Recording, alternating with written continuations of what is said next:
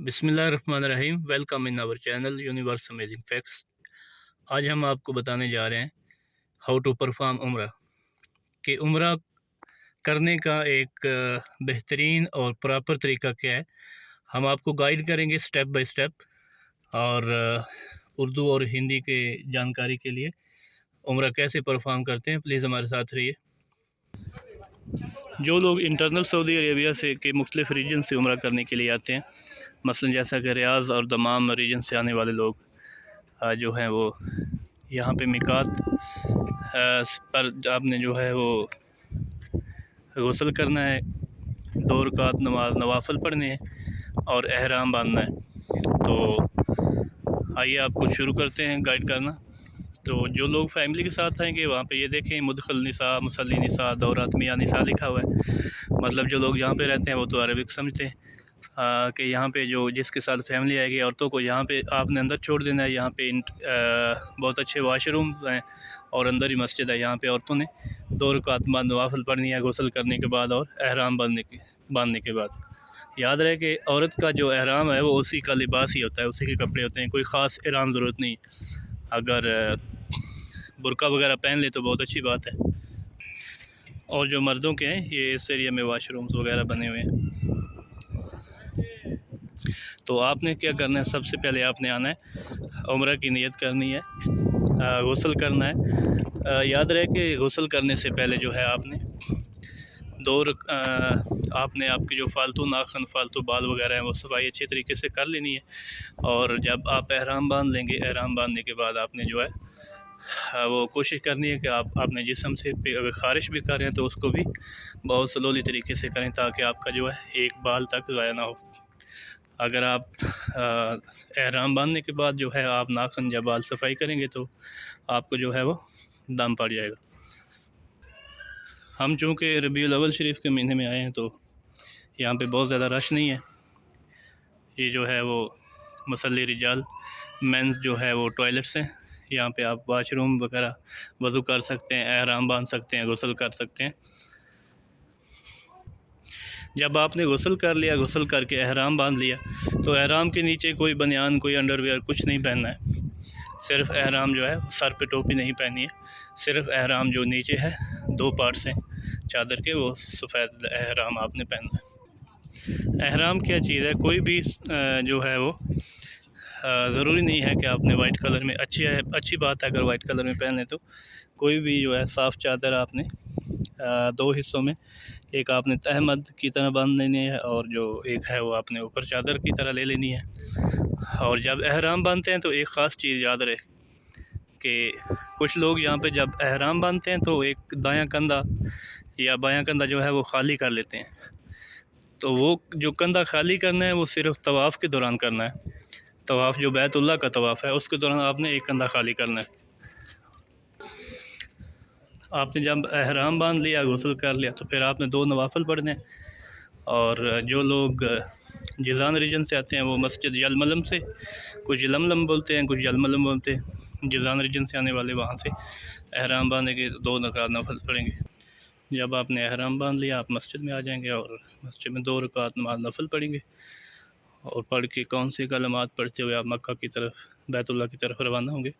हमारे साथ रहिएगा। तो देखिए ये लोग जो है वो एक कंधा नंगा करके नमाज़ पढ़ रहे हैं यहाँ पे मस्जिद मिकात में। ये तरीका बिल्कुल गलत है। आपने जो है वो पूरा एहराम जो है वो आपने दोनों कंधे आपने ढांप के रखने हैं नमाज के दौरान।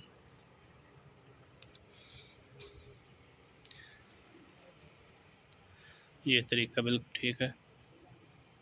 यूँ करके हमने पूरा जो है वो ढांप के रखने हैं दोनों कंधे नमाज के दौरान। एहराम बांध के ये तरीका जो है एक कंधा नंगा करके नमाज़ पढ़ना बिल्कुल गलत है।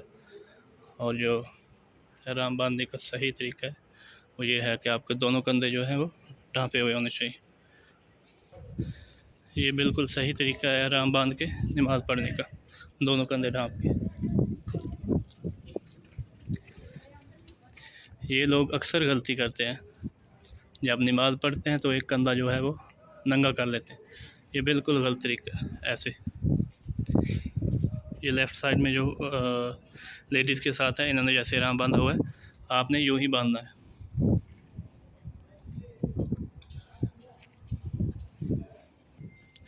زیادہ لوگ ایک سوال کرتے ہیں کہ جیسا کہ انٹرنل سعودی کے اندر سے آنے والے لوگ جو ہیں وہ جب ایک بار عمرہ کر لیتے ہیں، جیزان یا ریاض ریجن سے آنے والے یا جدہ ریجن سے آنے والے، اگر دوبارہ انہوں نے عمرہ کرنا ہے تو وہ کیا یہی میقات پہ جائیں گے، طائف جائیں گے؟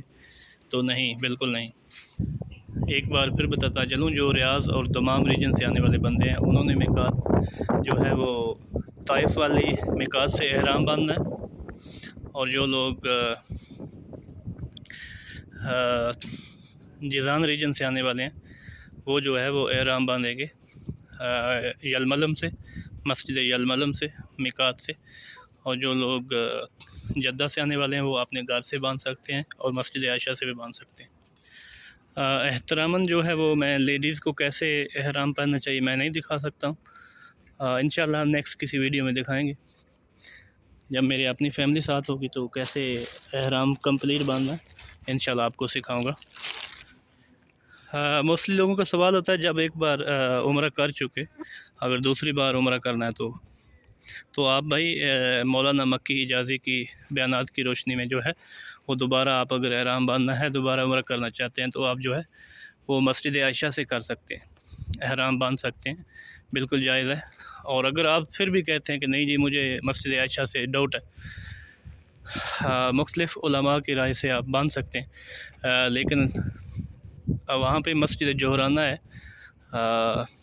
بیت اللہ سے 35 کلومیٹر دور ہے مسجد جوہرانہ، وہاں پہ آپ جا کے وہ ہے وہ جوہرانہ لکھیں گے تو اس کی لوکیشن بھی آ جاتی ہے گوگل میپ میں، تو وہاں پہ آپ جو ہے جا کے آپ احرام باندھ سکتے ہیں۔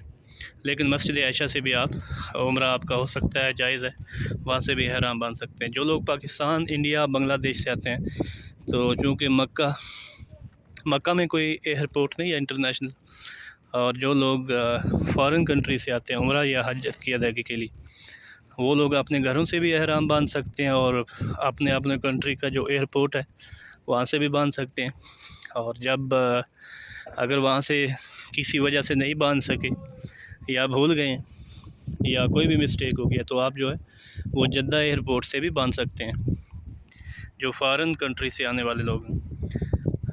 تو ویڈیو ہماری لمبی ہو گئی ہے، لوگ کوسچن کر رہے تھے کہ عمرہ کے اوپر ایک ویڈیو بنائیں کمپلیٹ انفارمیشن کے ساتھ، چونکہ ہماری ویڈیو لمبی ہو رہی ہے تو اس کو ہم پارٹ وائز ڈیوائڈ کریں گے، انشاءاللہ نیکسٹ ویڈیو دیکھیے گا، آپ کو مکمل گائیڈ کریں گے۔ اور جب آپ نے احرام باندھ لیا غسل کرنے کے بعد تو 2 نوافل پڑھ لے مسجد میقات میں، اس کے بعد آپ نے کیا کرنا ہے، آپ نے مکہ کی طرف جو ہے وہ بیت اللہ کی طرف روانہ ہو جانا ہے، اور یہ کلمات آپ کی زبان پہ جاری ہونے چاہیے، لبیک اللہم لبیک، لبیک لا شریک لک لبیک، ان الحمد والنعمت لک والملک لا شریک لک، پھر لبیک سے شروع ہو جانا۔ یہ کلمات آپ نے دہرانے ہیں، اور یاد رکھیے کہ جب آپ میقات سے حرم بیت اللہ کی طرف جائیں گے تب آپ نے یہ رستے میں جو ہے وہ مخصوص دعائیں بھی ہیں، اگر وہ ویڈیو میں ایڈ کروں گا تو ویڈیو لمبی ہو جائے گی، آپ وہ دعائیں بھی کر سکتے ہیں، لیکن یہ کلمات جو میں نے آپ کو بتائے ہیں یہ بھی دہرانے ہیں۔